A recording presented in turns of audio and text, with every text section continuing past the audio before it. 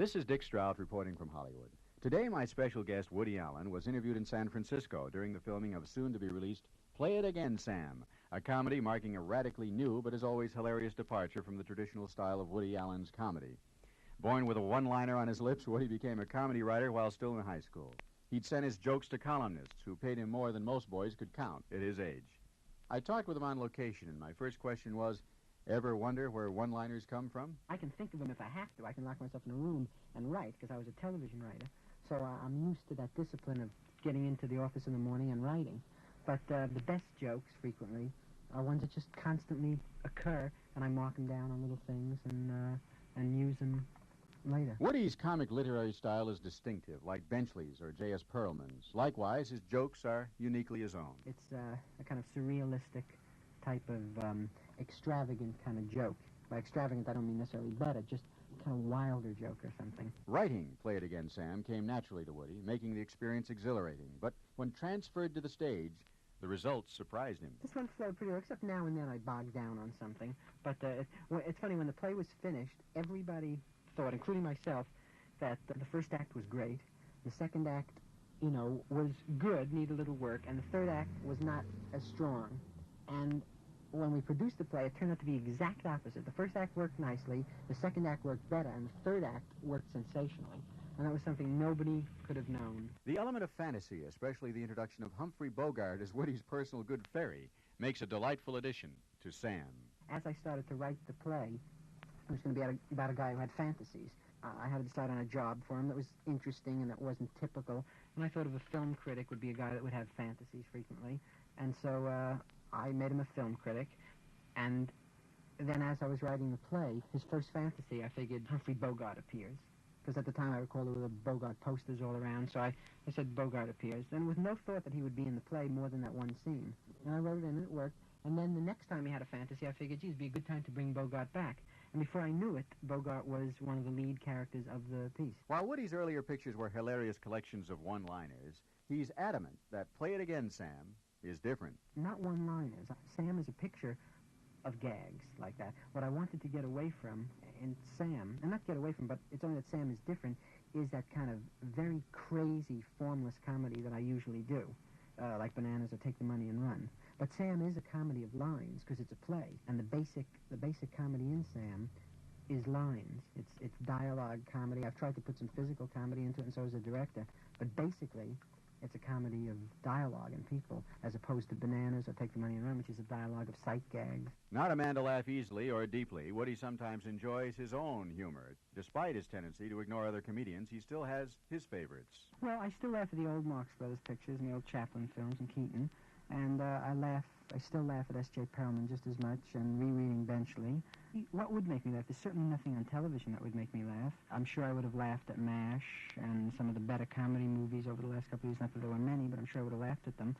I mean, I'm not missing out. Comedy is a very rare thing. I'm not really missing anything.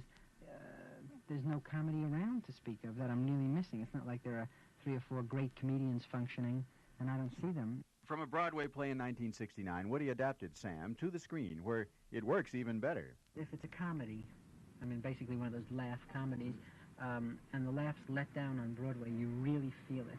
In the movies, if laughs let down, you don't feel it as bad. In the movies, screen fantasy comes alive. Woody described the differences between the stage and screen versions of Play It Again, Sam. The essential differences are, that it's not so much, it all took place in my living room and the play, and of course an enormous amount of it doesn't here. So that's one of the essential differences. But it suits itself to a film very well because, it's full of scenes that were supposed to be outdoors, but on the stage we didn't film them outdoors. We made them into fantasies.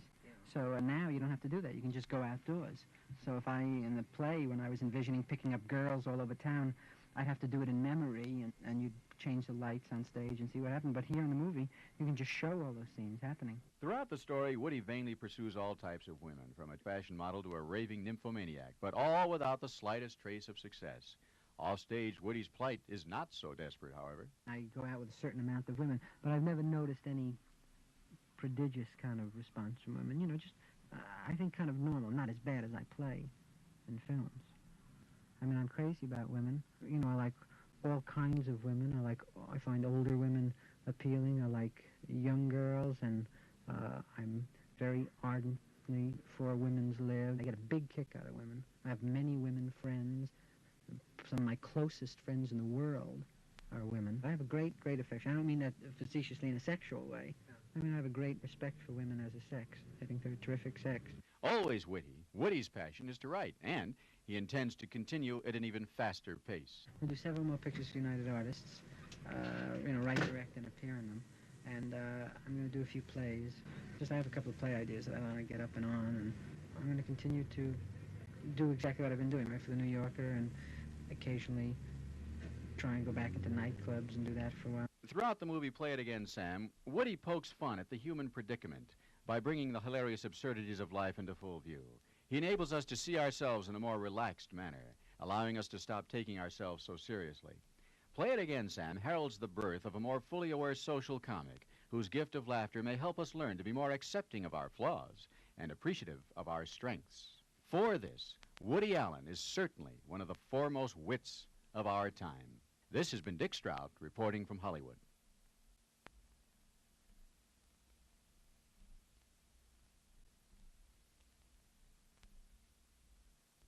With a certain...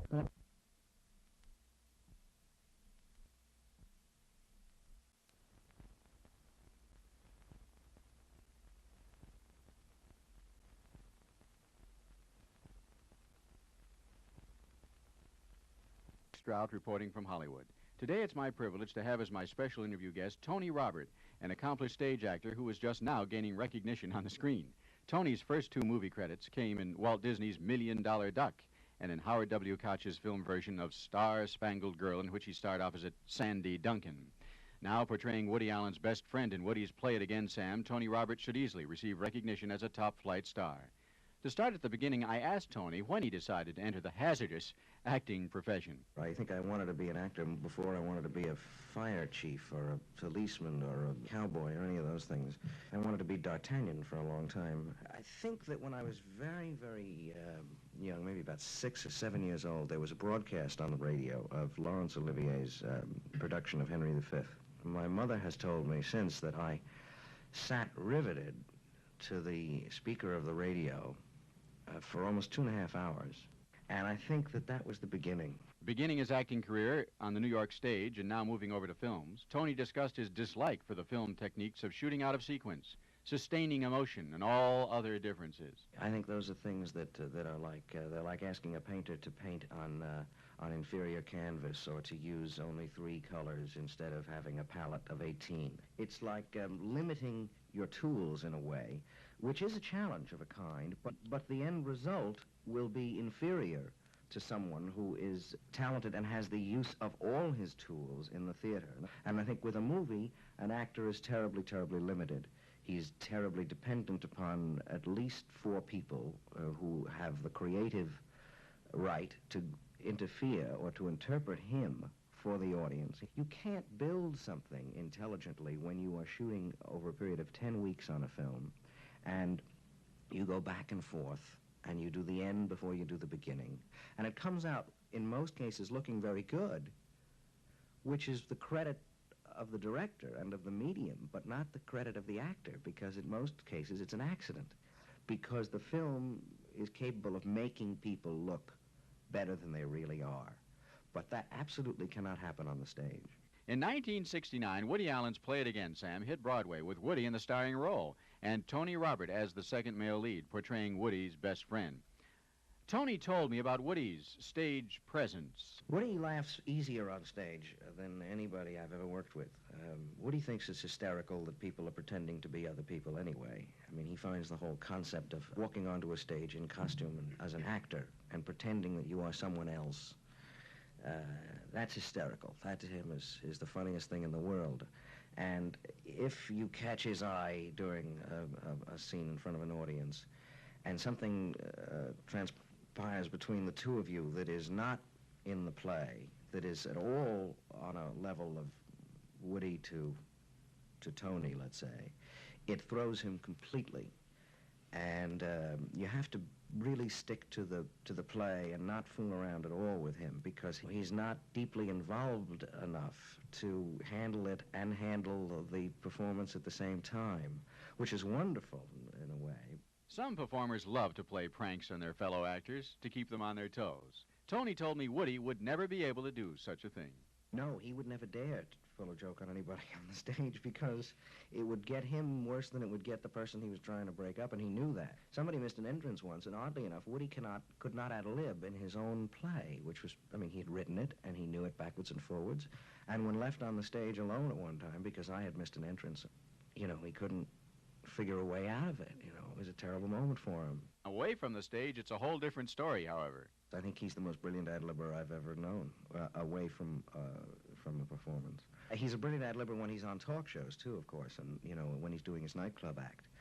But for some reason or other, it is very difficult for him to ad-lib in a play when it catches him off guard. To Tony, Woody uses no methods of acting or special mental postures. It all comes naturally. I think he's a natural actor. I don't think he goes through the same processes and things that most actors do. He doesn't ask himself the same questions of what and why and where and all of that sort of thing, and doesn't really have a method or a system of approach to his acting that most actors try and work out for themselves and spend, lots of misery and self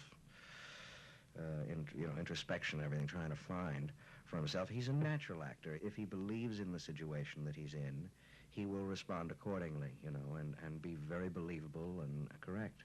Tony and Woody met when Tony appeared in Please Don't Drink the Water, Woody's first Broadway play. But it wasn't until Play It Again, Sam, that they grew to be close friends. The situation was much different then because we were both in it.